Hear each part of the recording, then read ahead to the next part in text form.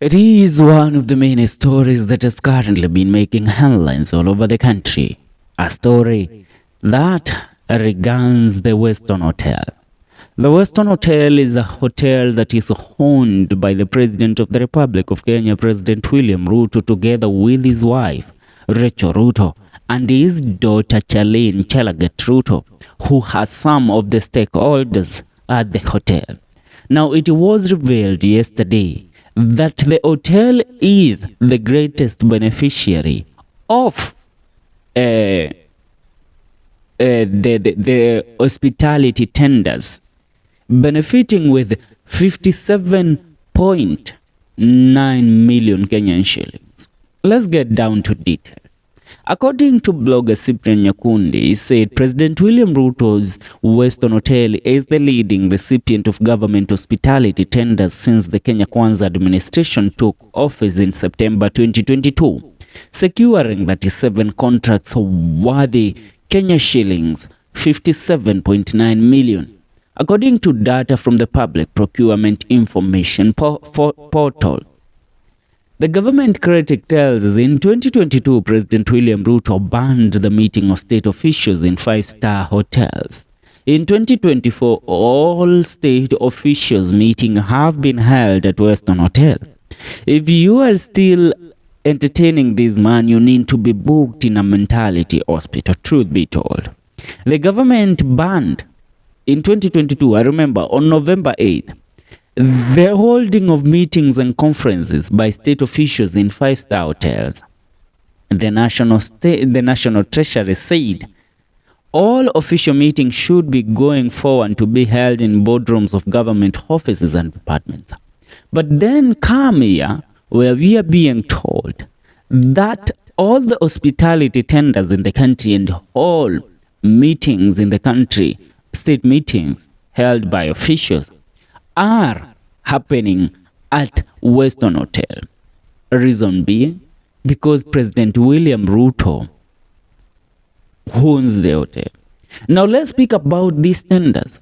President William Ruto's Weston Hotel has now won 96% of all government hospitality tenders.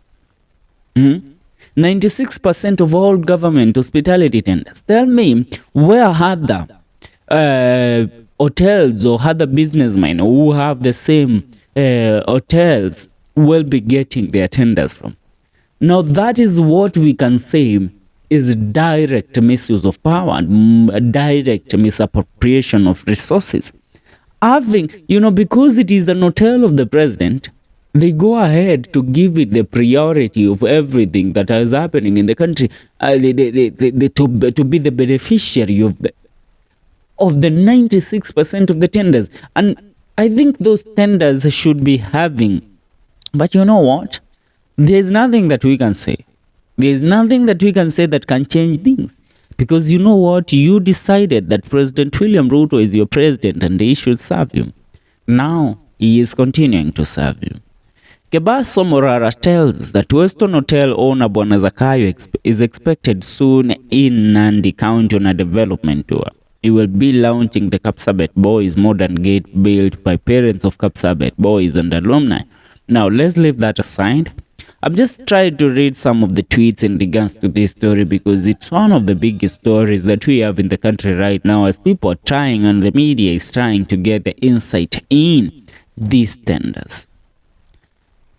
We shouldn't be seated around. We shouldn't be idling around us, the people of the Republic of Kenya, when our country resources are being misused to the core.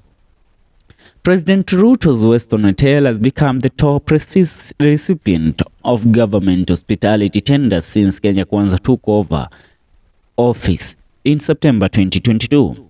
Now, this is Maskani ya Taifa, and they tell us that according to the data from the Public Procurement Information Portal, the hotel has secured 37 contracts worthy Kenya shillings 57.9 million, more than any other city hotel. Most of these contracts were awarded after he became president, raising questions on procurement practices. And now the question is, This is not even the real number, because the real numbers are adding up to about $1 billion plus.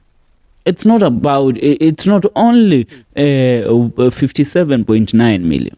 No, that is just the number that is made public so that people won't question it further, because watasema 57 million ni pesa kidogo kwa Weston Hotel. But truth be told, these tenders are amounting to billions and to about $1 billion Kenyan shilling. You know, Weston Hotel is one of the most precious hotels that is owned by President William Ruto. Remember, he also owns the 69 hotel in Nairobi County.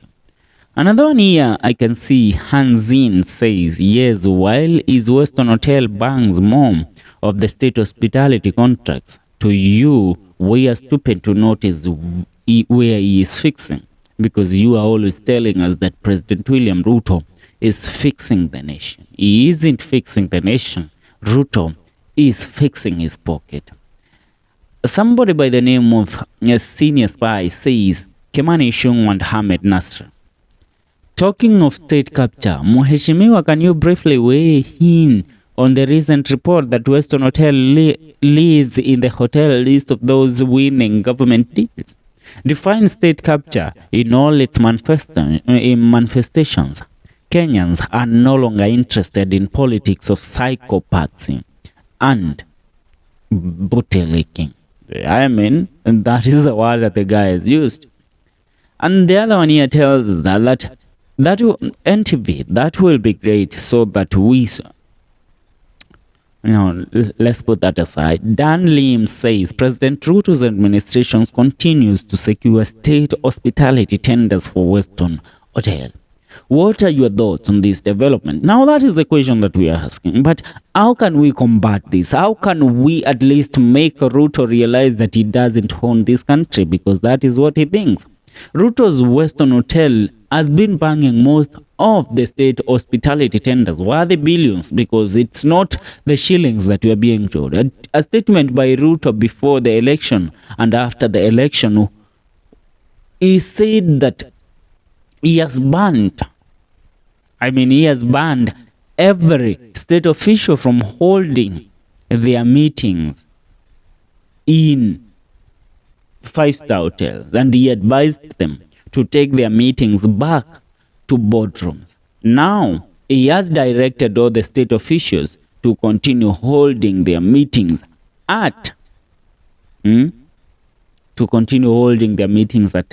State House, ambapo wao kama wenye hiyo state, at Weston Hotel, ambapo wao kama wenye hiyo hoteli ndio wana benefit from the tenders. How does Ruto take us? Yani Ruto utubebaji, by the way. Ruto utubebaji. Just a question. How does Ruto take the people of the Republic of Kenya? I can see a certain idiot saying, I don't see any problem with Weston Hotel being a recipient of government hospitality tenders. After all, it is the President Hotel.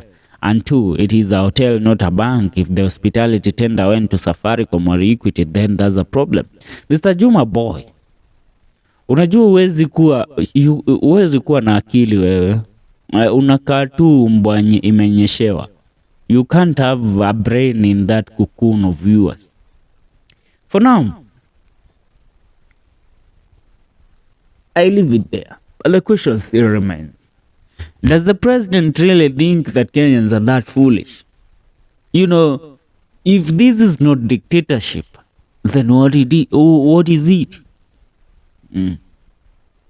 Leave your comment in the comment section. See you in our next video. Remember, this is Celeb Corner KE.